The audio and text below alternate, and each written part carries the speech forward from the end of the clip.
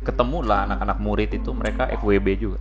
Gue mau pulang, gue ajak dia pulang ke rumah gue biar kita bisa bareng. Gue nggak enak ngomongnya, pokoknya tidur bareng. Besoknya jadi bisa ke gereja bareng. Wadaw. Ini karena ini juga terjadi di cowok sama cewek loh. Betul. Bukan cowok doang ya, kita konotasinya nggak boleh cowok doang. Ya, teman tapi mesum berarti kena ya. Buat gua, FWB itu perdaya, lu tuh diperdaya. Makanya gua bilang lu nggak untung, lu rugi. Semua dosa dilakukan orang itu di luar tubuh. Di luar. Tapi dosa yang ini lu berdosa terhadap tubuh lu sendiri. Maksudnya apa? Artinya lu ngerusak diri lu sendiri. Kalau disebut tuh benefit, what kind of benefit? Itu loss, bukan benefit. Kepekaan itu tuh penting. Kepekaan untuk menyadari kehadiran Tuhan. Karena hari ini ya gak banyak orang melatih itu. Nyanyi dulu. Ku yakin kau hadir di sini. sini. Kalau dua-duanya main buka Alkitab, saya ngapain ya di sini ya? Doain aja biar Ya, doain aja, cepat doain ketemu. aja.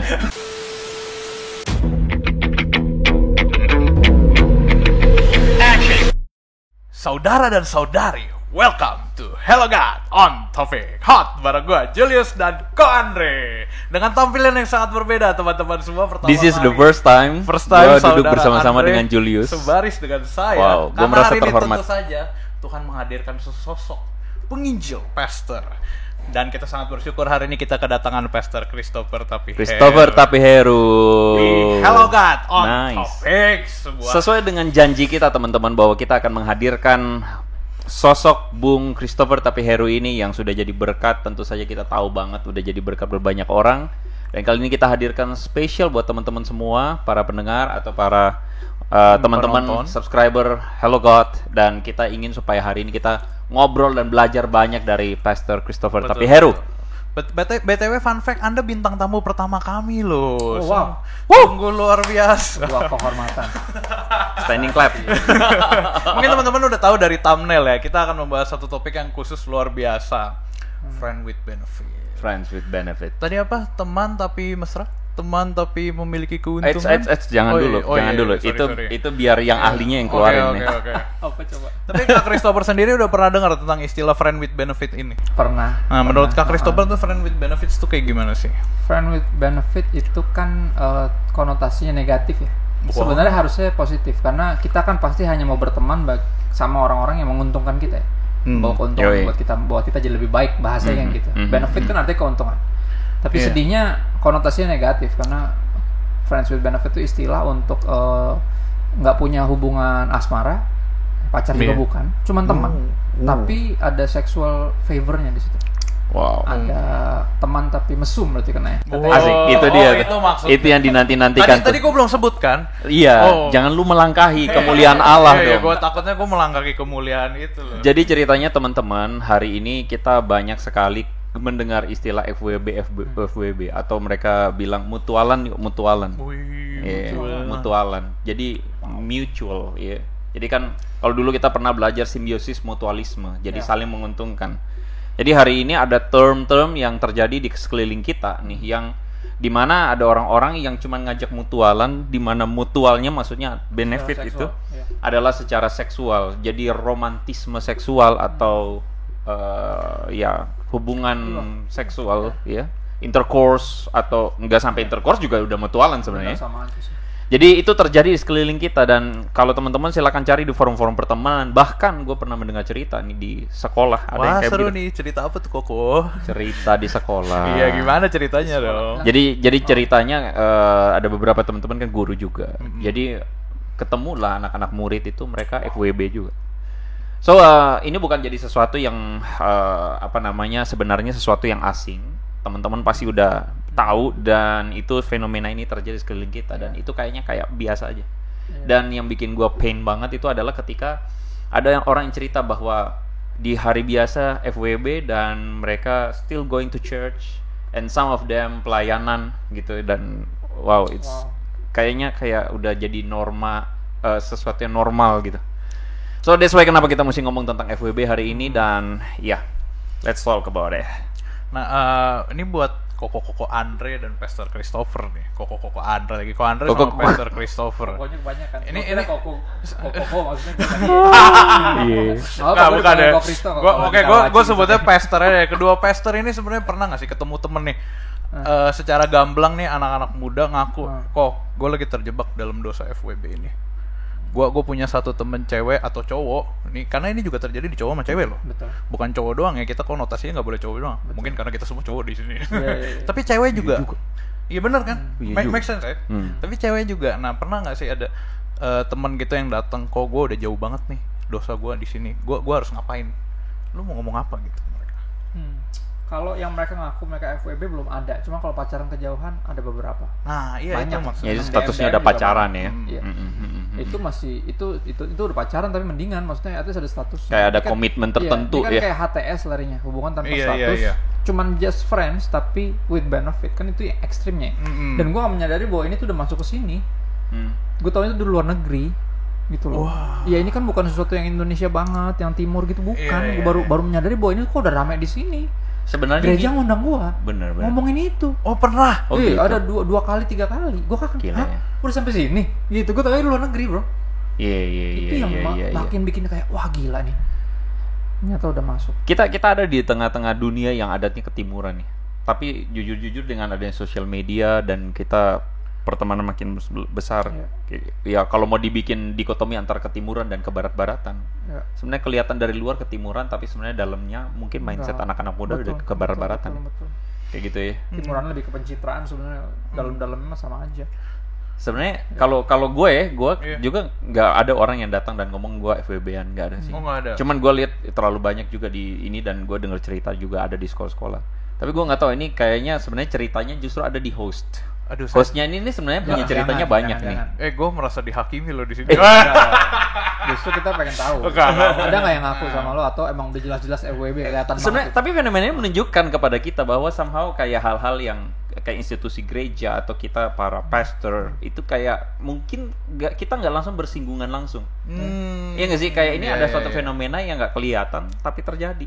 Dan mungkin nggak langsung exposure-nya ke kita nggak nemu gitu kan langsung secara langsung. Tapi gimana nih, ini yang mewakili teman-teman yang ada di dalam nih. Saya takut nih jadinya tanggung jawab ini terlalu besar. Kiranya cawan ini boleh berlalu loh daripada saya. Itu Mik bukan cawan. Oh ya, Mik ini boleh berlalu daripada saya. Oke, tapi gua hidup di lingkungan itu, pernah hidup di lingkungan di mana teman-teman gua hidup apa sih namanya? Lu kalau hari Sabtu lu ngapain sih kayak gua ada hangout, mabuk, ketemu cewek, pergi ke klub, kobam.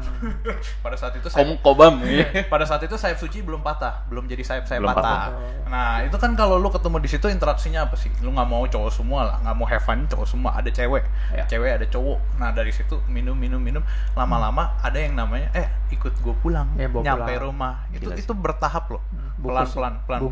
Bungkus. Baru kita minggu lalu. Take away, bungkus. Masalahnya, problemnya, percaya atau tidak, pada saat itu saya hadir di sana bersama dengan teman-teman lain yang bilangnya besok gue mau ibadah. Bisa nggak sih? Ini fun fact ya, ini beneran kejadian. Gue punya teman orang Kristen juga. Kita begini malam-malam, pada saat itu saya belum bertobat, ampuni saya. Nih di tempat itu dia ngapain? Gue mau pulang, gue ajak dia pulang ke rumah gue biar kita bisa bareng. Gue nggak enak ngomongnya, pokoknya tidur bareng. Besoknya jadi bisa ke gereja bareng. Wadaw.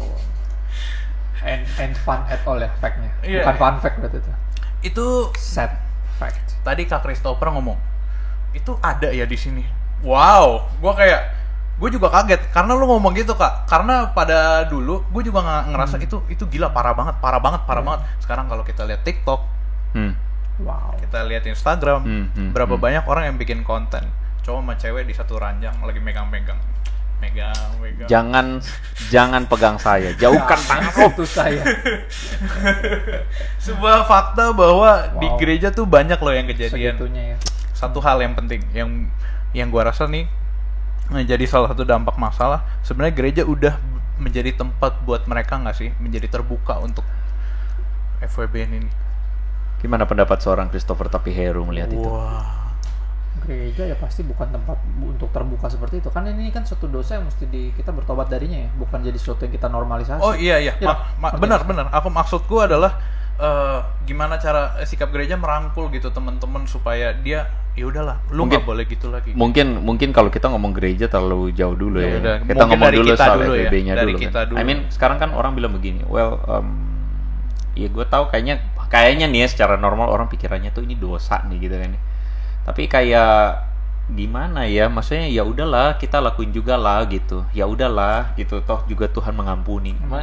Gimana ya, gimana bro Bung Christopher Tapeheru memikirkan tentang hal ini gitu? Iya, sebagai negara yang berada di nilai yang ketimuran ya, adalah mencengangkan sih bahwa tren ini masuk ke kita ya sebenarnya. Kalau di luar negeri mungkin biasa ya, karena kan moralnya juga nilainya berbeda ya. Maksudnya kita di sini kadang suka lihat gitu ya, orang suami atau pacar nganterin pacarnya, ya kan, cowok nganterin ceweknya ke kantor gitu kan. Habis itu pas itu cium tangan gitu kan, pas itu jodoh dicie-ciein kecil gitu. Cium tangan atau cium jidat gitu ya, kayak bagus itu cie-cie, apalagi ciuman bibir gitu kan. Itu negara ini kan saya lagi ketimuran tadinya, cuma sekarang nggak tahu udah nggak segitunya. Kalau di luar negeri kan bodo amat, lo make out di lapangan, di pinggir jalan juga orang nggak ada yang peduli, nggak ada yang cie-cie, nggak ada yang gitu. Nggak norak. Ada cuma sekali lihat tuh lagi enak-enak bareng, terus sudah lewat. Nah itu kan nilai di luar, jadi pasti nilai kayak gini dianggap biasa gitu loh. Tapi kalau kita kan sangat nggak biasa, apalagi sebagai orang Kristen harusnya. Yang standar nilai untuk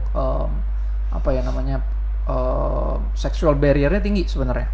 Ya kan, kekristenan kan punya dua istilah itu kan, di hukum Taurat nomor 7 jangan berzina.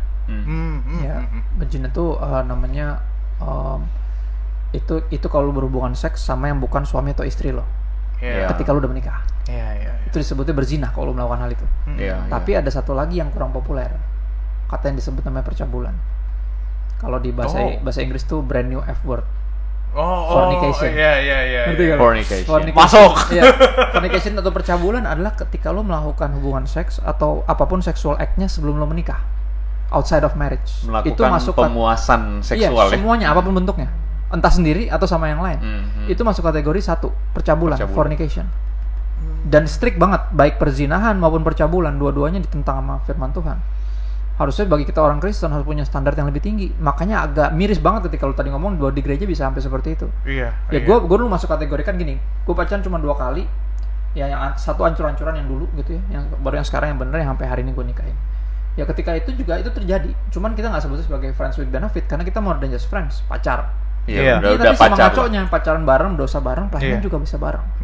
Ngeri adalah ketika ini jadi diturunin lagi standarnya. Bahkan sebenarnya bukan siapa-siapa, tapi ya walaupun itu aja udah ngaco gitu loh, ngerti? Pacaran nggak bener, belum married, begituan, besok pagi pelayanan bareng. Sekarang bisa begituan dan besok paginya pelayanan bareng atau ibadah bareng dan ngerasa itu fine-fine aja dan kita cuma teman. Men, makin lama makin bobrok nilainya udah. Itu yang gue perhatiin, itu yang sangat disayangkan. Normalisasi itu yang nggak boleh. Gimana cara, tadi pertanyaan lo ya, gimana caranya kita bisa dari mana lagi kalau bukan dari mimbar, bukan untuk menghakimi, untuk ngasih tahu yang benar dan salah kan bukan menghakimi artinya. Nah, penghakiman adalah ketika gua ngomong ke lu nggak, ini yang firman Tuhan bilang, ada perzinahan, ada percabulan, dan keduanya itu ditentang sama firman Tuhan, dan kita harus anggap itu serius. Ya, seks outside of marriage itu pure sin dan Tuhan yang bilang itu. Dan itu mesti kita pegang teguh, kalau enggak. Dari tadi Bung Christopher ini menekankan tentang that's a sin, dosa. Atau dan sebagainya ya. Jadi sebuah penekanan yang serius perlu ayat sekali. Asik. Apa kalau perlu ayat? For sure. Teman-teman yang lagi nonton pun pengen mendengar sebenarnya. Jadi ayatnya cukup jelas nih di 1 Korintus 6 ayat 18. Aku pakai firman Allah yang hidup ya. Itulah sebabnya saya, Rasul Paulus, katakan supaya saudara menjauhkan diri dari percabulan. Right? Kenapa? Tidak ada dosa lain yang lebih merusak tubuh daripada dosa ini. Ini menarik. Asik ini asik banget. Ya kan? Gimana? Gila. Jadi Paulus bilang tuh merusak, banyak macam dosa sampai merusak ini. Tapi ini yang paling merusak tubuh. Asik. Ini asik. Terus. Melakukan dosa ini berarti berdosa terhadap tubuh sendiri. Jadi gini, bahasa kalau kita baca terjemahan baru yang biasa kita baca, semua dosa dilakukan orang itu di luar tubuh. Tapi dosa yang ini lu berdosa terhadap tubuh lo sendiri. Maksudnya apa? Artinya lu ngerusak diri lo sendiri. Nah ini makanya gue agak tentang kalau disebut tuh benefit. What kind of benefit? Itu loss, bukan benefit. Bukan keuntungan tapi kerugian. Lu merusak diri. Betul. Kayaknya hal pertama yang kita mesti betul-betul kasih tahu ini adalah ini bukan benefit sama sekali. Bukan sama sekali. Lu pikir ini benefit, tapi ternyata you lost. Ya minimal gini deh. Yang diuntungkan dari hubungan yang seperti ini siapa? Paling cowok. Coba cewek. Iya. Ayo. pernah mikir itu nggak? Itu aja dulu, fair-fairan deh, kan suka sama suka. Ya, tapi untung sama untung nggak juga. Yang cowoknya untung, ceweknya apa? Buntung. Ya kan? Bahasa gini ngomong budaya ketimuran tentang keperjakaan dan keperjakaan dan keperawanan. Ya kan orang kalau kehilangan keperawanan perempuan lebih dijudge kan, lebih distigmakan dibanding cowok-cowok yang udah nggak perjaka. Kalau bilang benefit buat siapa? Ya kan udah pasti perempuan yang paling dirugikan. Nah makanya gue mau ngomong ke para perempuan, jangan mau dibegoin. Ini lo nggak dapet untung sama sekali, gitu loh. Itu aja dulu satu deh. Dan akhirnya kita sadari bahwa ini bukan keuntungan. Ini loss, ini kerugian. Kenapa? Kita bakal mencatat semua dosa itu. Istilahnya nggak ada yang lebih ngerusak tubuh lo daripada yang ini. This one right here. Keuntungannya dari sudut mana gitu loh. Satu, gue mau agak sedikit komentar tentang hal itu. Menurut gue itu keren banget. Cuma satu sisi, kalau gue lihat dari sudut pandang orang-orang yang beneran terlibat dalam hal ini gitu loh. Soalnya kan kita di sini semua yang nggak terlibat langsung lah. Cuman gue sebelum ini gue denger beberapa video orang-orang yang melakukan friend with benefits ini. Itu bersama-sama cengkerampang ngumpul. Ada satu yang menarik adalah tadi pas Kak Christopher bilang ini benefitnya cowok sama cewek. Benefitnya apa? Merusak tubuh. Cowok sama cewek siapa yang lebih diuntungkan? Cowok. Nah, fakta menariknya adalah ini dilakukan oleh para cewek. Dalam artian cewek juga bilang, ada kan yang bilang kalau friend with benefits atau seks itu cowok yang diuntungkan. Menurut gua nggak juga loh. POV cewek nih. POV cewek nih. POV cewek. Menurut gua nggak juga loh. Gue juga bisa menikmati dia. Siapa bilang cowok ini doang? Bahkan malah gue, sorry tuh saya nih, gue diranjang lebih jago daripada cowoknya. Ada loh yang ngomong kayak gini. Sambil gue riset soal hal ini soalnya. Itu dahsyat banget tuh pas lu ngomong itu. Gue langsung peng gitu loh. Iya. Dan itu maksudnya gini, bukan nggak enak. Kata siapa nggak enak? Enak. Cuman yang lebih dirugikan. Maksud gue akan selalu bilang gitu ya. Lebih dirugikan karena tadi nilai tadi keperawanan dan keperjakaan misalnya itu jadi berbeda. Akan sangat berbeda. Untuk bisa misalnya gini, pacaran kejauhan buat cewek atau cowok lebih dalam tanda kutip lebih dimudahkan yang cowok untuk move on dibandingin cewek dengan semua konsekuensi. Dan akhirnya cewek yang biasanya menjadi pribadi yang tinggal dengan segala macam kehancuran. Betul. Biasanya. Bukan nggak enak loh. Sama-sama enak mungkin sama-sama suka, makanya kan bilang suka sama suka. Cuman sama-sama untung nggak? Enggak. Asik. Itu yang mesti disadari. Ini tadi ya, gue tertarik waktu Bung Kristo kasih tahu tentang ayat ini bahwa semua dosa itu kelihatan kita lakuin keluar, tapi dosa ini adalah dosa yang merusak ke dalam. Saya pertanyaannya nih, big questionnya nih, dosa yang merusak ke dalam apa? What does it mean gitu? Ya gue tuh kalau kita coba belajar melihat konteks ya. Korintus itu kan kota yang bisa dibilang megapolitan. Itu kalau hari ini udah bukan Jakarta lagi, udah Jakarta. Gue baru mau bilang itu Jakarta bukan. Iya, jadi Korintus itu adalah satu kota di mana everyone comes blend in di situ dan semua dengan berbagai macam budaya, dan biasanya budaya itu kalau kita ngomong sekarang di barat liberal, situ lebih liberal lagi. Liberalnya gila-gilaan. Jadi people used to, mereka biasa kayak lakuin segala bentuk perzinahan dan everything, bahkan dalam ritual-ritual di kuil-kuil mereka. Betul. Wow. Dalam kehidupan mereka hari-hari dan sebagainya, dan itu udah biasa. Dan Paulus bilang itu merusak diri lu. Kenapa? Karena yang rusak itu bukan soal apa, tapi jiwa lu rusak. The way you think, the way you feel. Bahkan orang kan akhirnya nggak merasa kayak ada satu hal yang sakral lagi tentang tubuhnya. Jadi dia udah kehilangan dan udah kayak numb, kayak mati rasa gitu. Karena tadi over tadi. Boleh sebut nama nggak? Lu udah nyebut nama siapa nih? Yang tadi yang lu obrolin belum lama yang di tempat lo. Siapa tuh? Densu. Oh ya udah nggak apa-apa sih. Densu di podcast saya Dedi kan. Dia ngomong tentang dia nggak nafsu sama istrinya. Sama istrinya. Gue nonton yang itu. Gila. Kenapa? Ceritain. Kenapa? Karena ngaruh. Kan dia kan player kan. Dari dulu terkenal kan. Dia player. Dia udah pernah sama semua jenis wanita. Ngerti nggak? Jadi ketika sama istrinya dia bilang dia nggak bisa nafsu. Kenapa? Ya tadi rusak. Ke dalamnya rusak. Itu contoh. Gila. Ini sih gila. Ngerti nggak? Kan gue nonton juga kan. Gue bilang kayak wow ini jujur sekali. Dan buat gue itu contoh. Ketika lu makin banyak, lu bukan makin bener, makin ngancur lu nya ke dalamnya. Lu kebanyakan jadinya udah nggak bisa nikmatin lagi. Dampaknya ke marriage gitu. Iya. Bukan hanya soal masalah marriage, tapi jiwa lu jadi nggak sehat. Jadi rusak. Dia sampai dia bilang, sampai dia berdoa, dia berdoa kan, dia bilang, Tuhan bangkitin dong gitu rasa nafsu gue sama istri gue gitu, gue pengen bisa nafsu sama istri gue sendiri. Iya. Gila ya. Gue jadi tiba-tiba keinget gini. Gue dengar itu gue langsung kayak wow, this is it. Ini contoh paling sederhana dari apa artinya kalau lu berbuat cabul tuh lu merusak dalam lu sendiri. Konsekuensinya kayak di lu merusak dalam lu sendiri. Sampai lu nyampe bertolong sama Tuhan sembuhin gue. Betul. Jadi kita udah nggak bisa lagi nikmati keindahan. Wow. Keindahan pernikahan. Kita nggak bisa nikmatin lagi keindahan untuk relasi monogami. Gue sangat yakin bahwa teman-teman di sini monogami itu satu dan satu, one on one. Iya. Gue kan jadi bukan satu sekarang lagi satu perempuan maksudnya. Iya. Itu maksudnya nggak multiple hubungan. Sekarang itu ada istilah namanya polyamorous. Polyamorous itu ada polyamor, cinta yang banyak, macam-macam yang banyak. Jadi dalam satu rumah, even mereka satu laki-laki bisa dengan dua perempuan, atau satu perempuan dengan dua laki-laki, even dua laki perempuan dengan dua laki perempuan. Tukar. Seriusan? Iya. Itu ada, sudah mulai ada. Iya. Tapi poinnya adalah gini.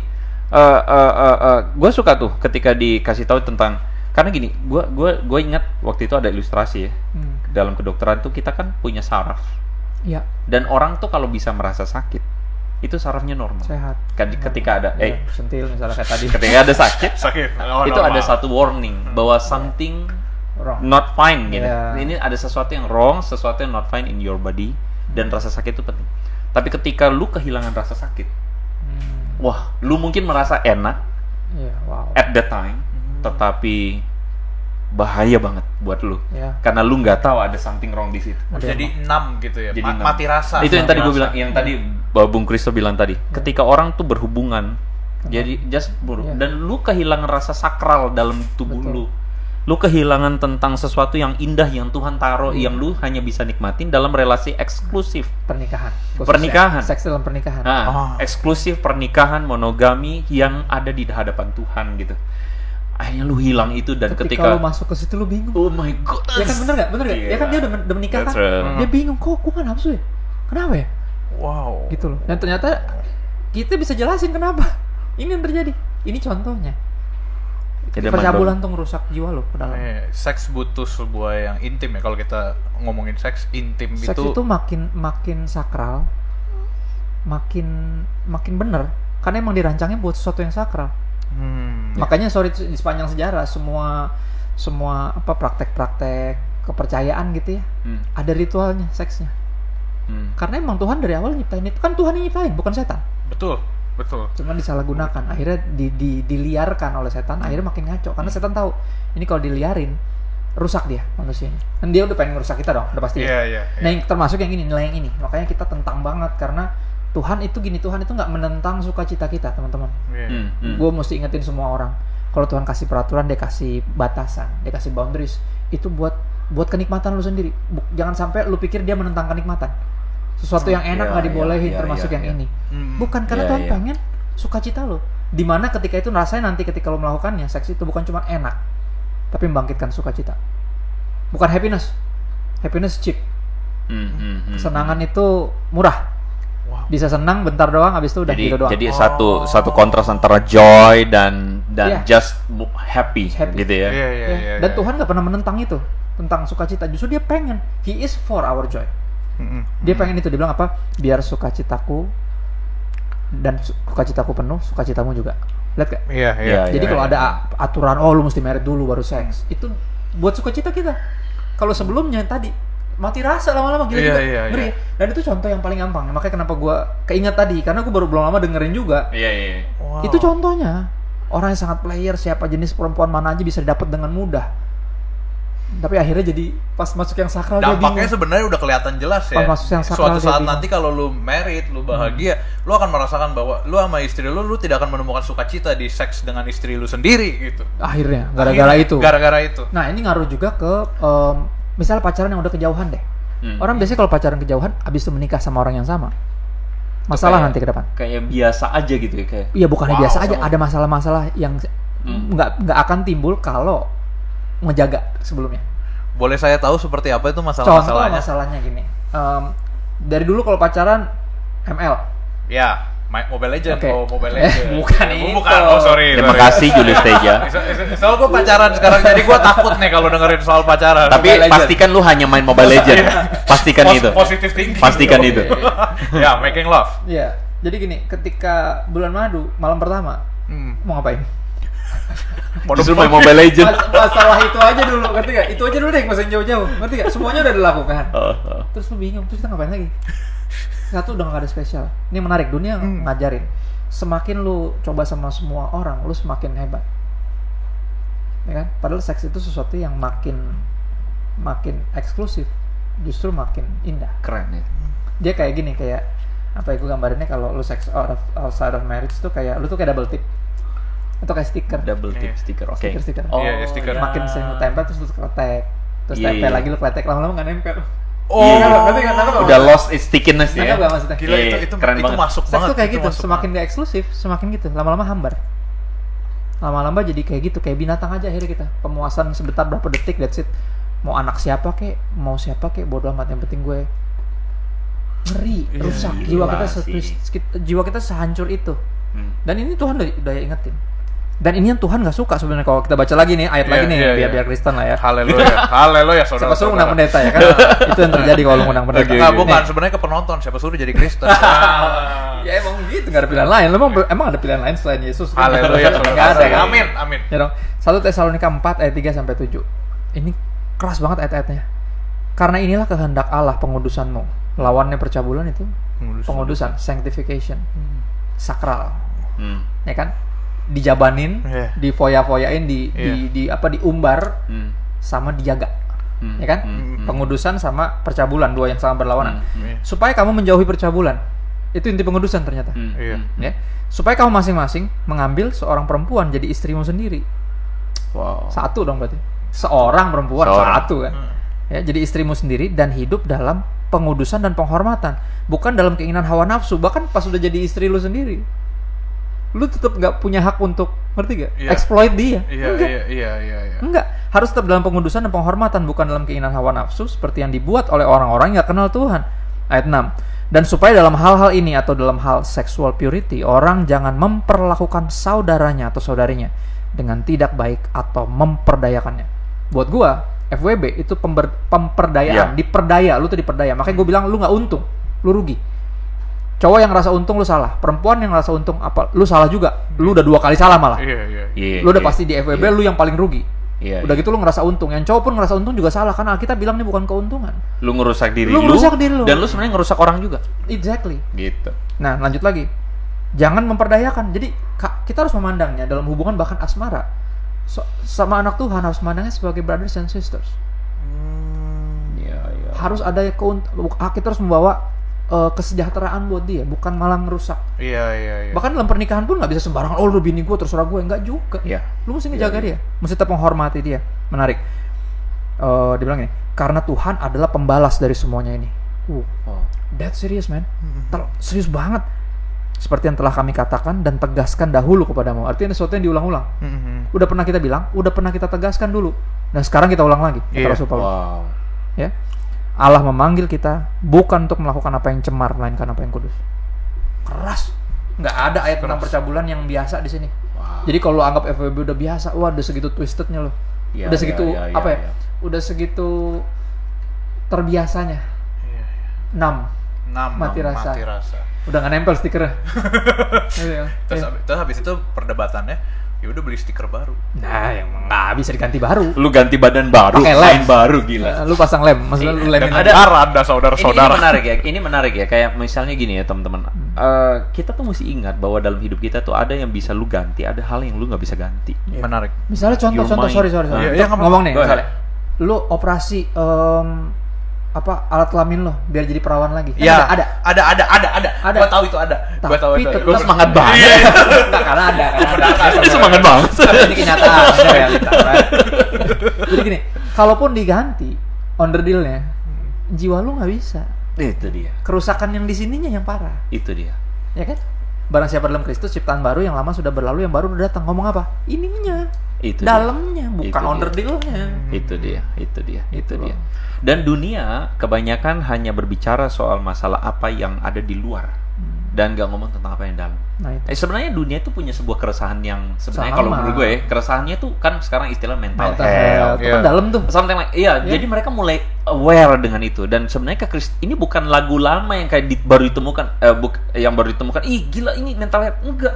Sebenarnya kekristenan udah ngomong soal itu. Hati yang gembira adalah obat. Gila, semangat patah mengeringkan tulang. Bicara jiwa.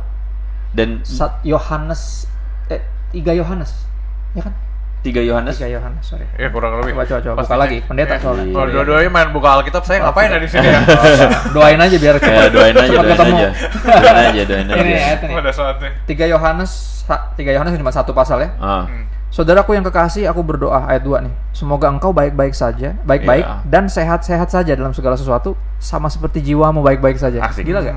Dari dulu aja gini, bukan cuman artinya cuman 2.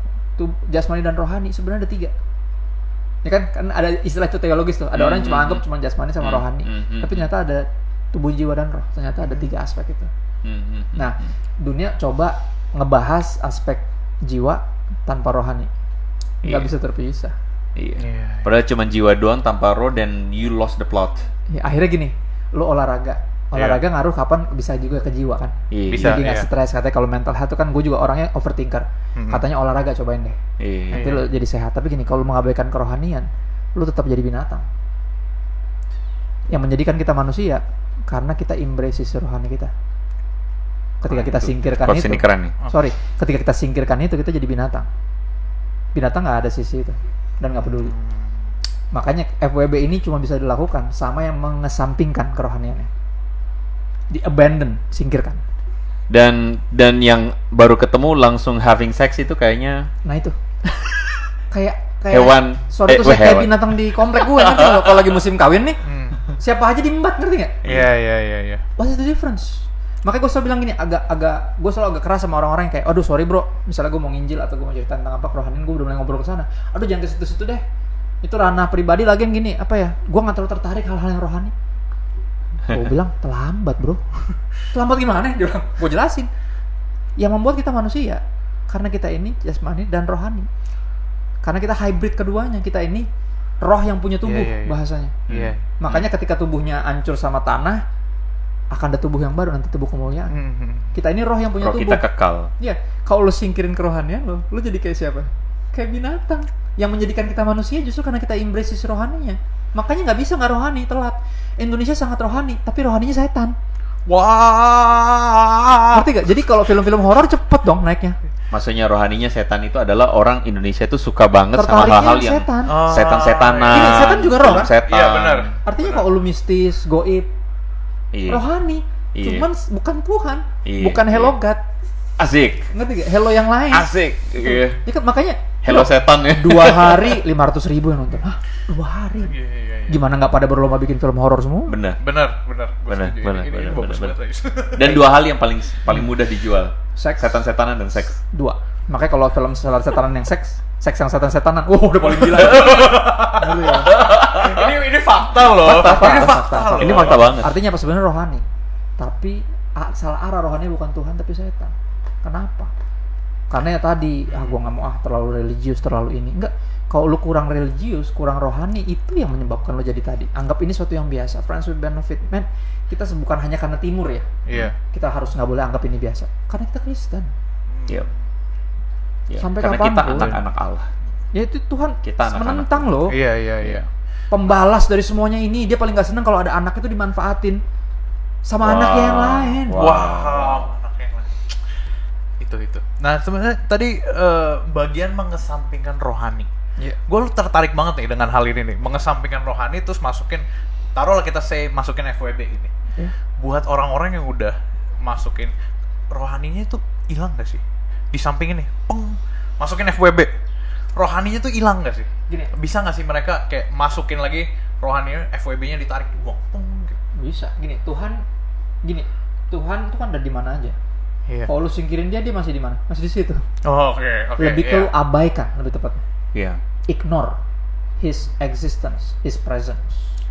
Gimana cara balik lagi? Sederhana, mulai embrace, sadari hadiratnya. Ya kan kalau ngomong pacaran, gini orang nanya, salah satu pertanyaan paling sering di seminar LSD. pacaran kudus kayak love gimana? sex ini. Ya. Pacaran kudus kayak gimana? Jawabanku sederhana. Pacaran kayak Yesus ada di situ. Yes. Karena dia ada di situ. Oh. Emang ada. Iya. Entah lu sadar apa enggak. Ya. Ya kan, makanya kalau sebelum pacaran tuh nyanyi dulu. Ku yakin kau hadir di sini. Gila. Bener ya? Bapaknya ada di situ aja lu gak bakal aneh-aneh. Apalagi ada Yesus. Asik ya, sederhana tapi asik ini ya. masuk akal banget Asik tuh. gitu. Masuk akal banget tuh. Lu siap-siap nyanyi lo. Oke. Jangan nanti royalti. Oh iya. Jangan banyak. Oh iya. Oke. Iya, Nangkep. kalaupun lu singkirkan, dia masih di situ. Lu nggak bisa, kemana lu bisa lari, dia masih ada. Jadi adalah dengan menyadarkan diri lu bahwa dia hadir. Iya. Mulai gini, berapa orang cuma suka penyertaan Tuhan? Tuhan jangan tinggalin gua, don't leave me. Ya jangan pernah buang saya, jangan pernah tinggalkan saya sendiri. Tapi nggak menghormati hadirat. Ya. Ngerti gak? Kasar gini, aduh Tuhan gua mau bikin dosa nih, tapi lu ngeliatin terus. Ke WC bentar boleh nggak? Ya. Gue bikin dosa dulu nih, nggak enak. Di film apa? Epic banget. Cek toko sebelah. Cek toko sebelah. Mau judi? Oh bener, gue ingat adegan itu. Lu nggak nonton Tuhan gue. Yesus Jadi dulu. jadi adegan itu, sorry, lewat dikit nih. Mereka gandengan tangan, mereka doa Tuhan, kami mau judi, tolong kiranya saya yang menang. terus ada foto Tuhan Yesus. Diturunin dulu ya. Aduh, turunin dulu dong, nggak enak nih ngatin gue terus kayak gitu.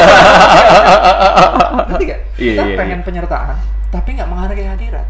Sedangkan kekudusan, pengudusan, sanctification termasuk dalam pandangan kudus tentang seks ya, itu berasal dari penghormatan pada hadirat Tuhan.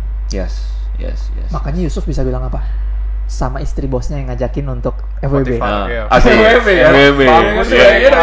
Ada ya FWB di Alkitab tuh ada ya. EWB deh, employee with benefit. Karyawan kan? Iya benar. Terus dia bilang apa? Sorry, saya nggak mungkin melakukan perbuatan sejahat ini. Satu, suamimu udah mempercayakan terlalu banyak sama saya. Kedua, saya nggak mungkin berdosa terhadap Tuhan. Gila. Dia ada di sini. Gila. Yang lain nggak lihat, dia ada di sini dan saya hargai hadiratnya. Kepekaan itu tuh penting. Kepekaan untuk menyadari kehadiran Tuhan. Ya. Gila. Karena hari ini ya gak banyak orang melatih itu. Ya. Hari ini banyak orang ya sekali lagi mengabaikan, disingkirin. Gitu, ya. Nggak bisa hilang, lu tetap lu hybrid. Kalau lu abaikan kerohanian, lu push binatang lu. Makanya apa di tengah kebinatangan kita, pasti rohani kita akan terus embrace. Ayo, tobat. Sampai kapan lu kayak gini? Ada yang gitu kan? Iya. Siapa? Bukan lu. Hati nurani lu udah bobrok, rusak. Itu Roh Kudus yang nanya. Sampai kapan lu kayak gini? Keren. Wow. Gue agak kaget sih dengerin itu sih. Gue tadi make us human, sekali lagi. Yang bikin kita manusia, karena kita menyadari kita hybrid. Kerohanian yang bikin kita manusia. Kalau nggak rohani jadi binatang lama-lama. Pasti heaven gomet. Pasti. Iya. Siapa aja kita lihatnya langsung kayak siapa lagi bisa gue pakai kan gitu, ngerti nggak? Iya. Otaknya gitu. Iya. Sebagai laki-laki tuh perempuan. That's the way pornography works with ya, kayak. Pornografi itu bikin kita tuh akhirnya hanya melihat orang secara seksual. Pada akhirnya objek seksual. Ngeri. Padahal kan Gimana? dia punya pribadi, dia anak orang. Iya. Gue tuh dekat pornografi 20 tahun. Salah satu yang bikin gue bertobat, gue baca satu buku tentang pornografi, judulnya Porn Against Christian. Bukunya judulnya. Porn Against. Bukan Porn Against. Gila gak? Porn Against. Kecil bukunya PDF, gue sampai gue print, saking bagusnya. Di situ ada momen dimana dia bilang gini, saya berhenti. Dia bilang saya menangi pornografi, salah satu dengan menyadari saya punya anak perempuan. Ya, ada 2 anak perempuan. Wow. Saya harus menyadari bahwa ketika saya ngelihat video ini, itu anaknya orang. Lu kebayang gak kalau itu anak lu sendiri? Dan di situ dia bilang kayak, wah, that realization. Dan lu bayangin, ini tuh anaknya Tuhan. Ngerti gak? Ketika lu mau memperdaya dia, right? Iya. Ini anak Tuhan loh. Wow. Teman-teman tolong diingat ya. Wow, anaknya Tuhan. Jangan cuma hormatin bapaknya pas dia ada. Bapaknya yang itu ada terus soalnya. Ini anak Tuhan. Iya. Macam-macam sama anak ngajak ribut bapaknya, bener gak? Benar. Ada nggak yang sebodoh itu mau ngajak ribut Tuhan? Gue rasa nggak ada. Bener gak? Makanya kita ngajak ribut, kita hello. Shalom. Kalau mau aneh-aneh, oh iya, sorry. Oke.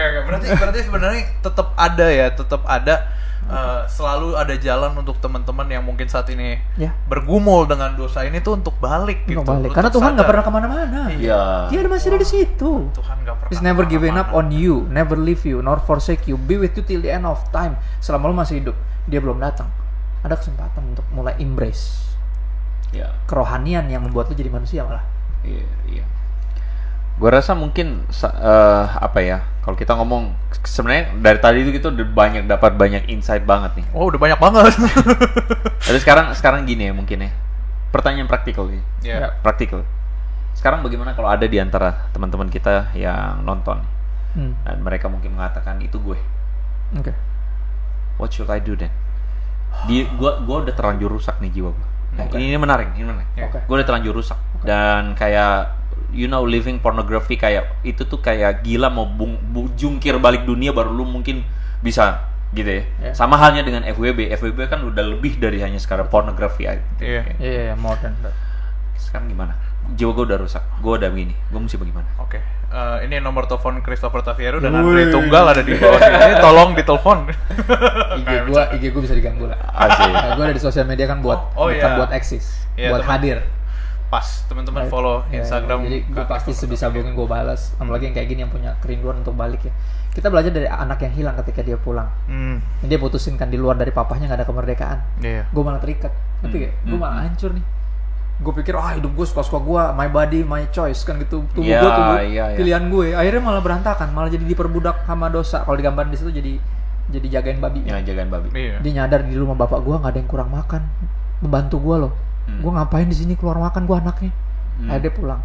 2 hal yang dia lakukan pas dia pulang. Dia minta maaf. Pertama sama bapaknya. Yang kedua dia menyadari bahwa dia berdosa pertama sama Tuhan, ya kan? Bapak, aku udah berdosa terhadap Tuhan dan terhadap Papa. Yang kedua dia minta gini, boleh nggak saya jadi salah seorang hambamu? Ini menarik. Ini keren.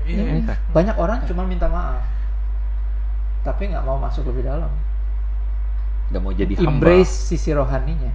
Makanya tadi gue bilang semua orang Kristen hamba Tuhan. Karena tuannya Kristus. Semua. Dan sejujurnya semua orang sebenarnya hamba. Tapi hamba siapa? Pengabdi siapa? Pengabdi Tuhan atau pengabdi mantan? Gitu. Atau pengabdi iblis atau pengabdi cuan? Gue pikir mau ngomong pengabdi setan. Iya, tadi gue udah ngomong gitu juga. Tiap orang pengabdi buat dirinya sendiri, keinginan dosa. Kita semua hamba, tapi hamba siapa pertanyaannya? Kita semua nyembah siapa? Pertanyaannya balik itu lagi.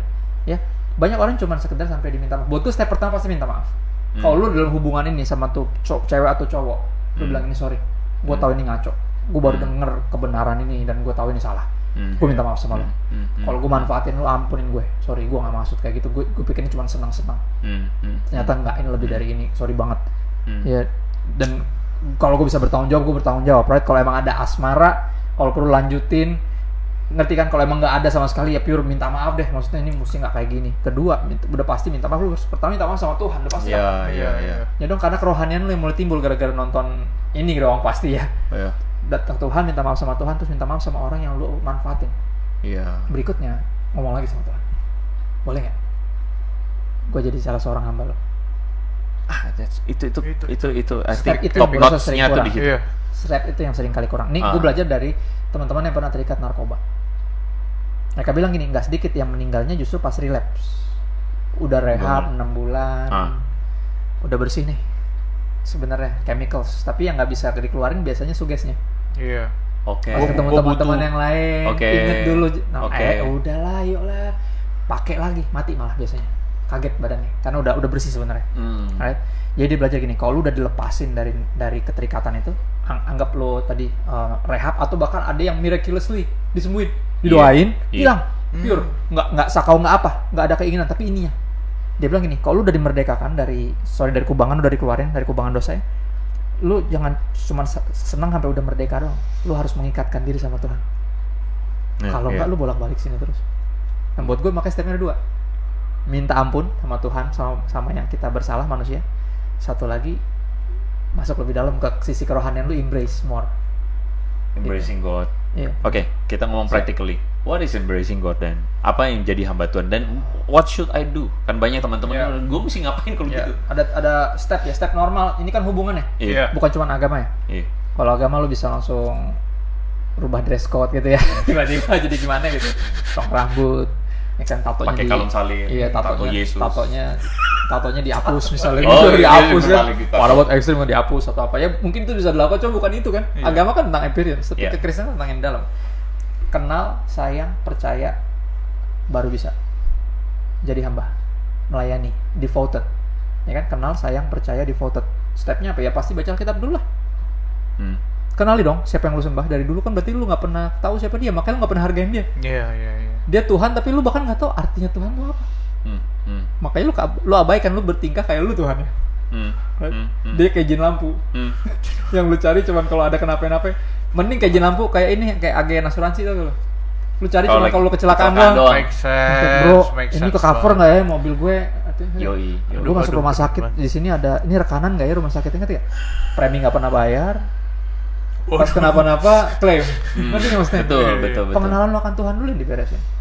Makanya gue mulai dari nol waktu itu ketika gue bertobat. Baca Alkitab sendiri. Baca Alkitab gitu kan orang banyak bilang gue nggak ngerti gimana. Makanya download lah aplikasi. Halo Kak. Iya. Gue suka ini. Itu adalah satu hal yang sangat gue tidak expect. Karena lu ngomong gitu gue langsung bener. Kan mesti ada yang bantuin baca. Ya dong, kan aplikasi ada buat itu. Gereja ada juga buat itu. Hamba Tuhan ada. Pendeta-pendeta ada buat itu. Kalau lu mau kenal Tuhan, lu ke siapa? Yoi. Ya dong, pasti kan ke orang-orang yang kita asumsikan lebih dekat sama Tuhan, lebih tahu tentang Tuhan. Bisa ngejelasin, ngebantuin kita, tapi apa nggak bisa jalan lain. Buat gue baca Alkitab sendiri. Kalau dibacain tuh lain kok. Tahu banyak sama kenal itu beda. Jadi, kenal itu harus personal. Tahu banyak bisa diceritain. Itu praktikal kok. Orang pikir itu rohani juga, enggak, itu praktikal. Lu kan juga rohani. Jangan pisahin itu. Oh yang ini, ini ngeroh, ini ngambang. Yang ini yang real. Spiritual reality. Kita itu makhluk spiritual juga. Jangan pisahin itu. Itunya dulu aja deh, mindsetnya. That's great. Yang kedua, gue pikir begitu ya. Bagaimana ibaratnya tuh dari tadi Bung Kristo ini lagi ngomongin tentang new life sebenarnya. New life, hidup dalam satu realitas yang baru, hidup dalam satu lingkungan juga yang baru sebenarnya. I mean, kita sadar bahwa kita makhluk rohani dan kita hidup bersama dengan Tuhan. Ganti hobi lu lah. Gitu. Ngerti nggak? Biasa baca komik, maraton drakor. Sekarang aja coba baca Alkitab. Coba maraton. Habitnya dibangun video, lah. Asik. Waduh. Maraton itu, gue maraton itu loh tiap malam sambil cuci piring. Nonton video-video dia. Wah. Bayangin kalau kita konsum itu seperti kita konsum hobi kita yang lain. Akan sangat berbeda hidup kita. Yang kedua, gue rasa juga penting tuh circle kita ya, iya nggak sih? Sekarang circle itu, teman-teman kita juga sebenarnya syuting dengan Bung Kristo tentang circle. Nanti setelah hot ini akan muncul seri-seri bersama dengan bridgingnya masuk. Papi Heru. Jangan lewatkan, please jangan lewatkan. Bridgingnya masuk. Mungkin tapi di spill dulu dikit. Jadi kan dulu tuh kan kita tuh kadang-kadang ya pergaulan yang buruk merusak kebiasaan yang baik, dan somehow mungkin kita jadi FWB-an karena memang kita ada dalam lingkungan itu. So how to dan gimana tuh? Ya kita mulai masuk di circle yang rohani. Kalau lu bergereja, kalau lu ke gereja, mulai bergereja lah. Kan ke gereja sama bergereja dong makhluk yang berbeda ya. Iya bener. Jangan cuma ke gereja. Gimana? Maksud lu gimana? Lu tangkapnya gimana tuh? Bergereja, ke gereja dan bergereja. Coba. Ke gereja tuh lu ke tempat. Bergereja datang lah. Kadang-kadang datang, kadang-kadang. Bergereja lu berkomunitas. Bener-bener masuk sebagai jemaat. Komselnya lu ikut, pemuritan lu masuk. PA datang. Iya. Kalau nggak PA kan PA soalnya. Iya benar. Itu keren. Kalau nggak PA lo. Masuk. Artinya gitu ya, lebih dari cuma sekedar datang hari Minggu. Gini, yang gua ada video yang kemarin udah lumayan ramai tuh pas gua posting. Itu khotbah gua udah lama lah, orang potong. Iya. Dia bilang gini, kalau ada survei kan bilang gitu kan. Kalau lu ke gereja satu hari Minggu aja 2 jam. Kalau lu hidup 70 tahun, itu berarti lu ke gereja itu nggak nyampe 1 tahun hidup lu. Iya, benar. Porsiin begitu jamnya nggak nyampe. Jamnya nggak nyampe. Nggak nyampe setahun, apalagi yang jarang datang. Gila, dari 70 tahun belum tentu 1 tahun loh. Gila nggak? Itu kan orang baru pada kaget. Iya juga. Apalagi gua yang napas tuh kalau Natal sama Paskah. Potong pandemi juga ya, 1 tahun Anda tidak ke gereja. Bukan ke-nya, tapi bernya. Bergereja. Jadi benar-benar melibatkan diri, bukan hanya sekarang cuma lu partisipasi doang gitu. Betul. Cemplungin diri lu dalam satu lingkungan yang baru dan banyak waktu itu untuk tadi melakukan hal yang embrace, karena kita ketinggalan loh. Ketinggalan. Kita buang waktu banyak banget. Tertinggal sekali, jadi mesti kejar dengan semangat loh, karena ketinggalan. Orang kalau ketinggalan gimana sih? Jalan. Enggak, ngejar dong. Kan ketinggalan. Ini penting. Ini penting banget. Banyak orang tuh cuma pikir, oh ya udah kalau gitu gue coba-coba. Gue coba-coba tuh udah ketinggalan kan lu lari dong ngejar, yang malah kok jalan coba-coba apa? Gue takutnya malah pasrah. Ya udahlah, udah pasti kalah. Lah itu. Ya, Tuhan kan meyakinkan kita bahwa, makanya Rasul Paulus bilang gitu kan, gue berbalik, gue lupain ini belakang, terus gue lari ke depan, nggak jalan. Ngejar panggilan. Jadi buat gue jangan pakai alasan proses lah. Proses kalau nggak ada progresnya berarti kan cuman alibi doang itu. Asik. Ya Proses nggak ada progres. Gue masih ada poin terakhir nih. Gue suka nih. Sekarang gimana kalau misalnya teman FWB kan? Kan gue tobat nih misalnya. Iya. Teman gue gimana? Nah kan tadi Bung Kristo ngomong poin penting. Kalau misalnya kita ada asmara dan kita jalan, kalau enggak bagaimana? Mungkin kalau nggak ada ya lo ajak dia jadi rohani. Kan lo pelakornya. Misalnya gini contoh. Contoh yang paling ekstrim. Lu pacaran kejauhan sama orang.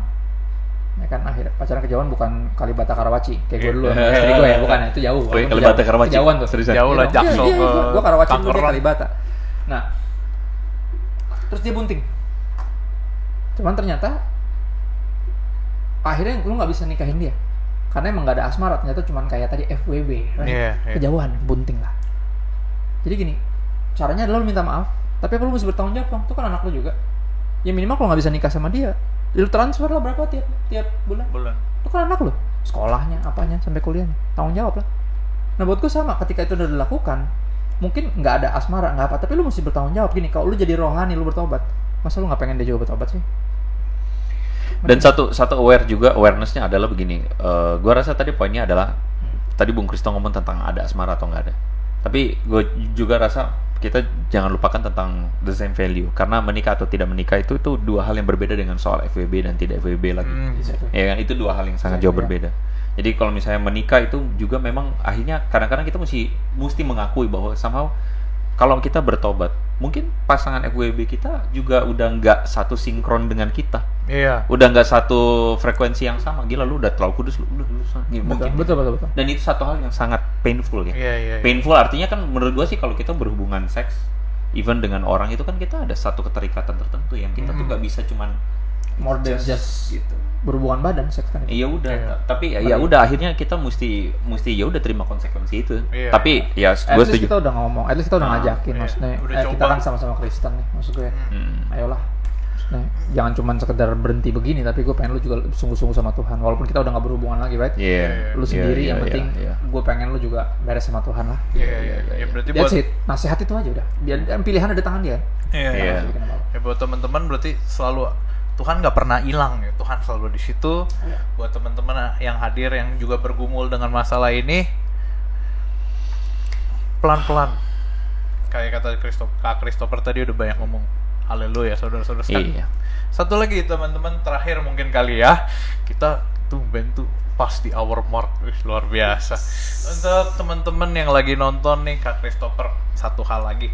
Yang nonton nih mungkin dia nggak pernah terlibat, dia nggak pernah apa itu FWB gitu, gue paling bener, gue nggak kesana kok, tapi dia punya temen itu gitu. Kita harus jadi apa sih untuk teman-teman membantu mereka gitu? Gimana cara kita bantu? Jangan takut nasehatin lah, dan please dengan pastiin dia. Yang pertama gini, sebelum lu nasehatin, pastiin dia tahu lu sayang sama dia.